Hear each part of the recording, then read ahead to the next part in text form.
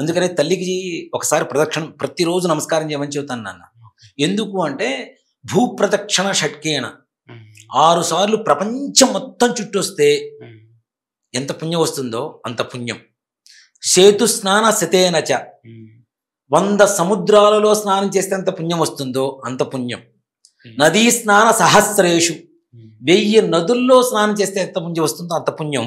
తత్ఫలం మాతృవందతే, తల్లికి నమస్కారం చేస్తే చాలు వస్తుందని చెప్తాడు.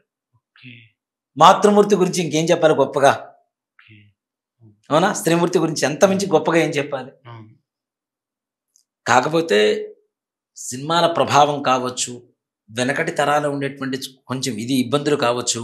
అత్త అంటే గయ్యాళిగా చూపించడం, ఇప్పటికి సీరియల్స్ అవేగా, అవి చూసే మన వాళ్ళు సగం నేర్చుకుంటున్నారు.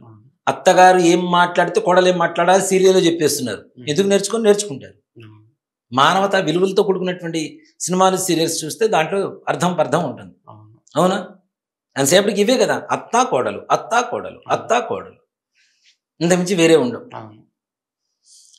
సూర్యకాంతం గారి గురించి మాట్లాడుకుంటే ఓ మాట చెప్పండి, ఆవిడ చేసిన క్యారెక్టర్స్ మొత్తం అవే.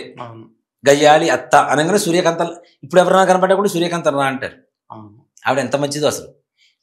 వాళ్ళ షూటింగ్కి వచ్చిన వాళ్ళందరికీ ఇంట్లోంచి క్యారేజీలు తీసుకొచ్చి పంచి పెట్టేదిట, భోజనాలు పెట్టేదిట.